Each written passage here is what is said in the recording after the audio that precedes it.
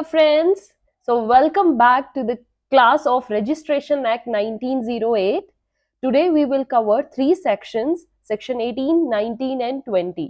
Last session में हमने section 17 cover किया था and 17 section is very very important. तो जिन स्टूडेंट्स ने अभी तक वो सेक्शन नहीं किया है तो पहले प्लीज जाके वो सेक्शन पूरा कीजिए, then come to this one.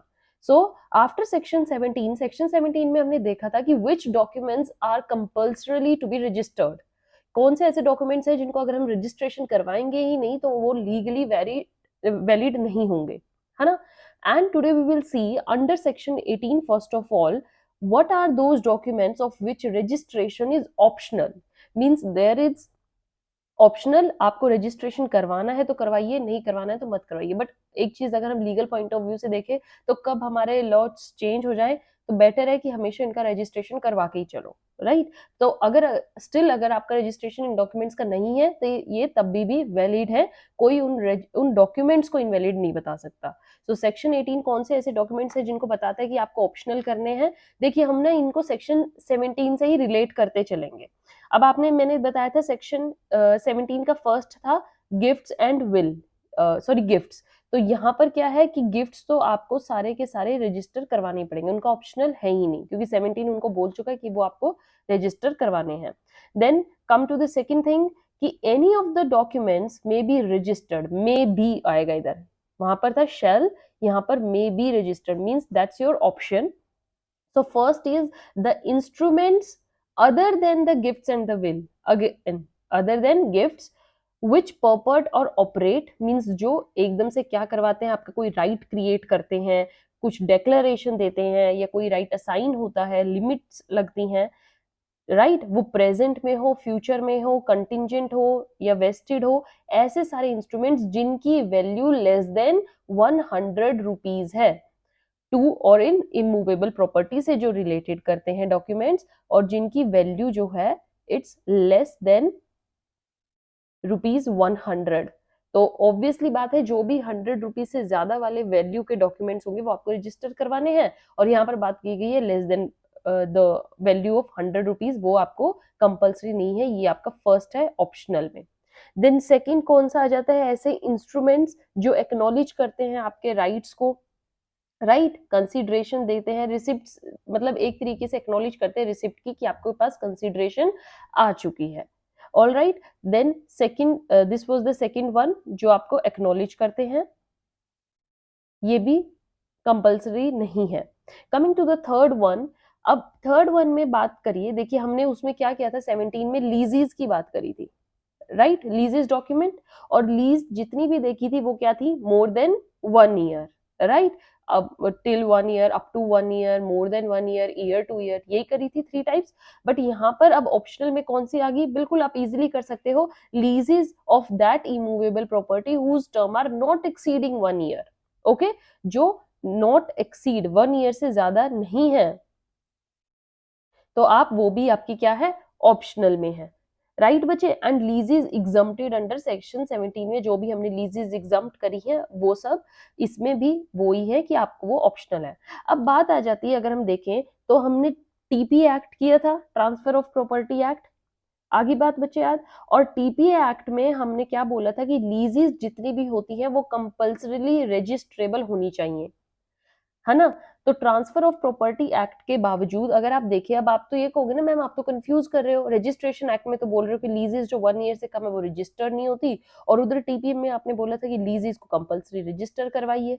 तो यहाँ पर अब जो कंक्लूजन आया वो क्या आया कि जो हमारा सेक्शन 18 है ये सिर्फ बात कर रहा है related not exceeding 1 year agricultural land, right बच्चे.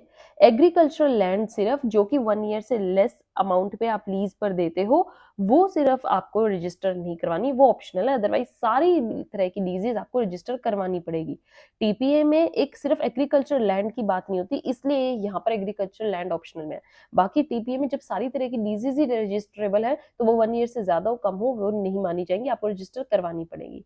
यहाँ पर इन कंक्लूजन बात निकली, those agricultural land which are given on lease and whose term is not exceeding 1 year that are to be not that are optional register करवाना, right. Coming to the latest amendment जो आई आपका close C सी बोलेंगे, ये close ए है, ये B है, ये सी है।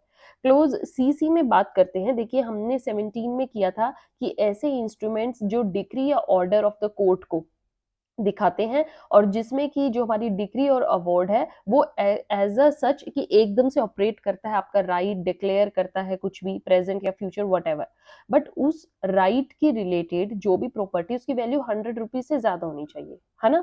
तो यहाँ पर सेम बात है कि ऐसा अवार्ड या डिक्री ऑफ कोर्ट जो कि ऐसी चीज को ऑपरेट करवाता है जिसकी वैल्यू लेस देन 100 रुपीज है, सेम बात याद रहेगी बच्चे। ठीक है, coming to the clause D. Clause D बात करता है instruments other than wills which purport or operate to create declare assign limit any right related to movable property. अब जरूरी नहीं है लीज सिर्फ इमूवेबल प्रॉपर्टी की, मूवेबल प्रॉपर्टी की भी लीज हो सकती है। तो मूवेबल प्रॉपर्टी में जरूरी नहीं है वैल्यू कितनी है, what ever the value will be. Movable property के केस में जितनी भी ये आपके इंस्ट्रूमेंट्स होते हैं, डॉक्यूमेंट्स, उनको रजिस्टर करवाना ऑप्शनल है। इमूवेबल में 17 में बताया गया है सारे ही रजिस्टर करवाना कंपलसरी, बट यहाँ पर मूवेबल का याद रखना वो भी आपका ऑप्शनल है। Then your clause E talks about Wills.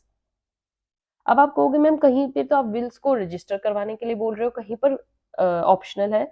तो विल्स के केस में क्या बोला गया, will is optionally registrable.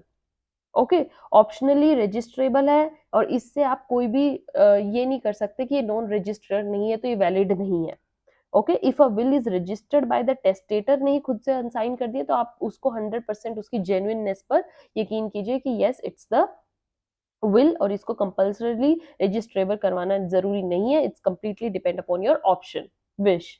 Okay, then the clause F. Clause F बात करता है all other documents that are not required by section 17 to be registered. All those जो भी बच गए हैं इसमें जितने नहीं इंक्लूड हुए, सो जो भी 17 सेक्शन में नहीं आए वो सब भी ऑप्शनल हैं आपके, क्योंकि 17 में सारी लिस्ट आपको परफेक्टली दी हुई है जो जो करवानी है। अब जो बच गए वो तो 18 ही कहेगा ऑप्शनल है, आप करवाओ ना करवाओ, अगर 17 में नहीं दिए गए। दैट्स अ कॉमन सेंस वाली बात है। ओके, अब आ जाती है बात सेक्शन 19। सेक्शन 19 बात करता है हमारा किस चीज से रिलेटेड बच्चे, section 19 talks about documents in language not understood by the registering officer. Means ऐसे डॉक्यूमेंट्स जो कि लैंग्वेज का बैरियर रखते हैं। लैंग्वेज बैरियर कैसे कि आपके जो डिस्ट्रिक्ट में कॉमन लैंग्वेज है वो उस लैंग्वेज में आपका डॉक्यूमेंट नहीं है। तो क्या होता है, इफ एनी डॉक्यूमेंट जो कि आप ड्यूली प्रेजेंट कर रहे हैं रजिस्ट्रेशन के लिए, लेकिन उसकी लैंग्वेज ऐसी है जो रजिस्टरिंग ऑफिसर है वो नहीं समझ पा रहा है, he is not able to understand that language of the document and which is not commonly used in the district. District में भी वो लैंग्वेज आपकी कॉमन यूज में नहीं है, तो रजिस्टरिंग ऑफिसर का ये राइट है कि ही शैल रिफ्यूज। अगर आपकी लैंग्वेज बैरियर आ रहा है तो वो क्या कर देगा, रिफ्यूज कर देगा आपके डॉक्यूमेंट को रजिस्टर करने के लिए, राइट। एंड उसके लिए आपको क्या करना पड़ेगा कि अगर आपका लैंग्वेज में नहीं है तो आपके पास एक तरीका है क्या, आप अपने उस डॉक्यूमेंट के साथ एक ट्रू ट्रांसलेशन जो कि आपके डिस्ट्रिक्ट में या रजिस्टरिंग ऑफिसर जिस लैंग्वेज को समझता है उसकी एक ट्रांसलेशन कॉपी साथ में लगा दीजिए। ठीक है, तो इससे क्या होगा कि आपने दोनों ही लैंग्वेज में अपना दे दिया है डॉक्यूमेंट और तब रजिस्टरिंग ऑफिसर को भी कोई दिक्कत नहीं आएगी। सो ये कहता है कि अगर आपका लैंग्वेज बैरियर है और आपने ऐसी लैंग्वेज में डॉक्यूमेंट दिया है जो कि रजिस्टरिंग ऑफिसर नहीं समझ पा रहा है तो वो रिफ्यूज कर देगा रजिस्ट्रेशन के लिए। लेकिन अगर आप साथ में एक ट्रांसलेशन की कॉपी दे रहे हो उस लैंग्वेज की जो कि आपके डिस्ट्रिक्ट में कॉमन यूज में है तो वो रजिस्ट्रेशन वैलिड होगा और फिर रजिस्टरिंग ऑफिसर रिफ्यूज नहीं कर पाएगा, राइट। अब ये जरूरी नहीं है, एक चीज ध्यान में रखिए कि अगर उसने रिफ्यूज कर दिया रजिस्ट्रेशन के लिए तो आपका डॉक्यूमेंट ही इनवैलिड है।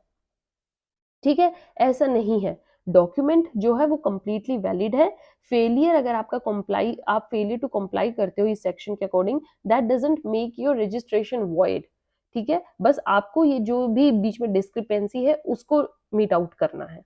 All right, coming to the section 20। Section 20 is though not that important, इसके जस्ट एक आप रीडिंग भी देंगे तो काफी है। बट सेक्शन 20 क्या बात कहता है कि अगर कोई डॉक्यूमेंट है जिसमें कि आप it's contain some interlineations हैं या कोई ब्लैंक आ रहा है, कोई इरेजर्स की बात हो रही है, ऑल्टरेशन कर रखी है, मतलब कि डॉक्यूमेंट फुलफिल सा नहीं लग रहा है, कंप्लीट नहीं है, जेन्युइननेस सी नहीं दिख रही है उस डॉक्यूमेंट की, तो उस केस में क्या होगा, वो माना जाएगा कि एक इनकम्प्लीट डॉक्यूमेंट है. So section 20 mainly talks about incomplete document.